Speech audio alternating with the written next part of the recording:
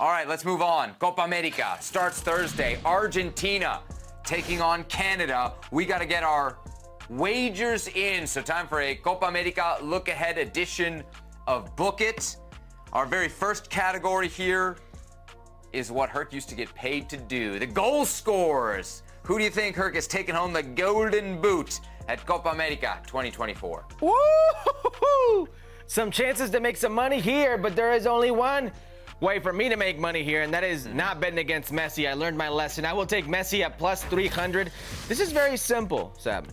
Messi's got 108 international goals.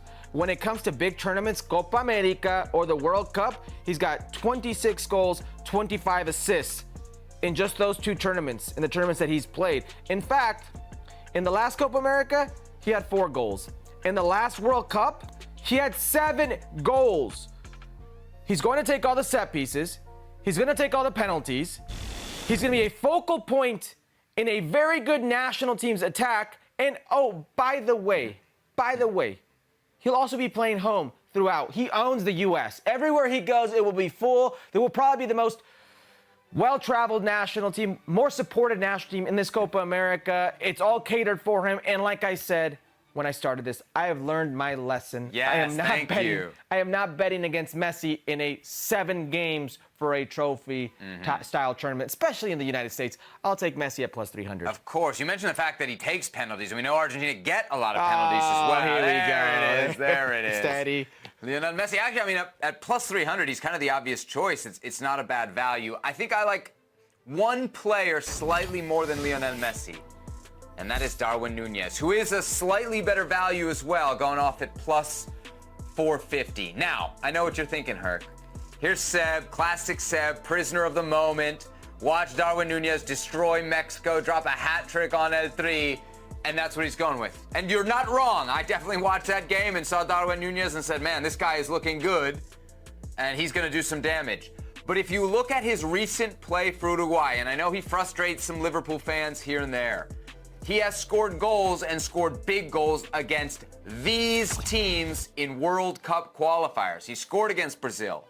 He scored against Uruguay. He scored against Brazil. He scored against Colombia. He scored against Argentina. And so when you're scoring against those teams who are likely who you're going to see late in this tournament, and I do think Uruguay is going to be there late in this tournament, I think Darwin Núñez, Herc, at plus 450 is a very good value to take on the Golden Boot. I took Darwin Núñez for Golden Boot at the World Cup. That was very similar odds, if not just slightly greater. Wow. 0 goals.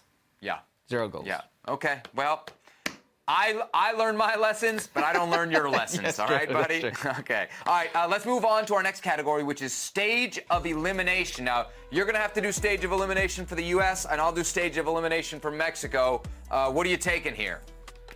All right, let me just start off with why would I take, because the obvious here, because you could say, well, they could potentially face Colombia or Brazil in the quarterfinals. Why would I take the odds makers are telling you it's going to be the quarterfinals. Why minus would I take 145. Why would I take minus 145? It doesn't make sense to me. I want to make some money. So what sounds good to me? Plus well, you don't want to 550. lose money. You don't want to lose money, though. Remember. Well, think about this that's for how a this second. thing works. No, that's fine. But think about this for a second. Plus 550 for them to make the semifinals. What needs to happen for them to make the semifinals? Can they do it? Win one game. Win one game. Can they get out of the group? Absolutely. I expect them to get out of the 100%, group. I expect them to get out of the group. Can they get out of the group in first place to avoid playing what I think... Does it really matter? I mean, Brazil or Colombia, they're dogs. No, hold on. It does matter. Hasta entre perros hay razas. Even with dogs, there are certain types of breeds. Okay? So forget about the dogs. I'd rather get a little Chihuahua than a Doberman or a Rottweiler. There's just certain types of dogs I'd rather see. I want to avoid Colombia. In order to avoid Colombia, you have to come in first place in your group. I think Colombia is going to come in first place. Okay? So that means, do you have to beat Uruguay? No. That's the beauty of this schedule. You get Bolivia, Panama. In the third game, you could literally not even win, just manage a result, and you come in first in your group. And then potentially get a Brazil, which I think favorably, it's a great matchup for the U.S. men's national team. They're already off a little. It's not recency bias. It's a better matchup than Colombia. Colombia is one of the hottest teams in the world right now. 22 games unbeaten. They've won the last 7. It's an actual dog of a team. It's my dark horse in this tournament. I would want to avoid them. And one game at plus 550, yeah, I'll take that. I'm fascinated by the odds here because what the odds makers are saying at minus 145 is that that's where the U.S. is really expected to go out. And I think that's what we all agree. What's interesting to me is what's the analysis hurt going to be after when they win 2 games and either draw or lose to Uruguay, lose in the quarterfinals, don't win a knockout game, right? Which is what we were sold was the evolution of this program and how we're going to all analyze how they were growing and all this. That's the next step, make the world respect us. At home, you don't win a single knockout round game. They do what the odds makers are telling us they're going to do. Are we going to say that's a successful tournament or are we going to say that's a failure? Because it's very easy to say it's a failure if it's a group phase exit. It's very easy to say it's a success if it's a semifinal, no matter what happens in that semi. But that quarterfinal is fascinating to me because the how of that could be whether Greg Berhalter keeps his job or whether he doesn't. And I just can't believe it's minus 145. That screams that that's where they're going out. The margins for error are so thin, so slim at this level. And I go back to the biggest achievement in modern football for the U.S. men's national team, the 2002 World Cup run that everybody says that 2002 team was such a great team. They went 1-1-1 in group play. Sure, they surprised Portugal in the opening game.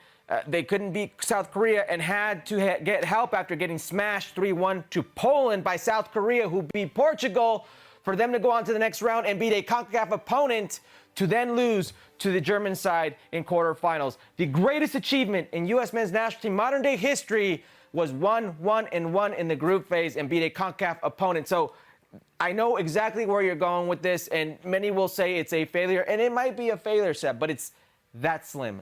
Those are your margins. All right, so you've done stage of elimination for the U.S. I'll do it for Mexico. And unlike the United States here, the odds makers don't really know what's going to happen with Mexico because all of the options here, Herc, are plus money.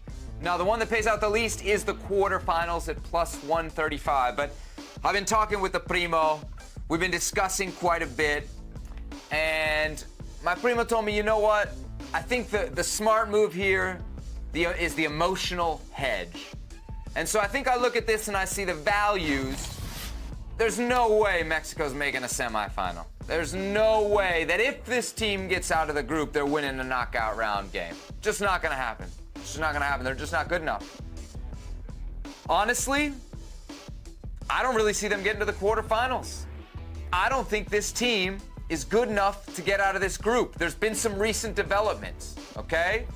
Jamaica, who I thought was going to be a very weak team in this group, suddenly has Leon Bailey. Suddenly has Andre Blake on the roster, even though he had knee surgery. Suddenly, Jamaica's back to a potential threat. On top of that, you've got Venezuela, who has always given Mexico a tough time, including a draw at the last Copa America Centenario, which was actually probably a game Venezuela should have won, if we're being honest. And that was a good Mexico back in 2016.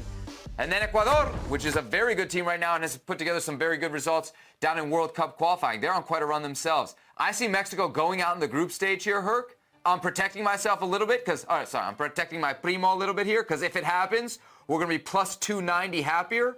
But tell me I'm crazy to see Mexico going out in the group. All right, let me play devil's advocate for mis amigos mexicanos for a second, okay? Mm-hmm. This great Jamaica squad that you speak of, while it's given Mexico problems, it's not beaten Mexico in the last 5 years. Okay, that's a reality. It hardly has ever beaten Mexico when it's mattered. There are internal problems within that own federation, and this team never plays to the level of what we see the names on paper. This Venezuela team historically has been manhandled by Mexico. It is a team that has some very interesting names, but a little top-heavy, and Mexico is going to be a very, very overwhelming favorite everywhere they play because of the home crowds. And Ecuador, this Ecuadorian team you speak of, and again, I'm playing devil's advocate for mis amigos mexicanos. Do you see what they did against the most powerful Honduras team of all time who's not in this tournament? They barely squeaked out a win, 2-1, just a few days ago. It was that bad. Now, you talk about this quarterfinal game. If they go on first place with, honestly, it could happen. I don't think if Mexico goes first place, any of us would be shocked. Like we wouldn't be shocked if they get grouped. That's a reality. If they don't make it... I'd be shocked if they finish first. I would be. Hold on for a second.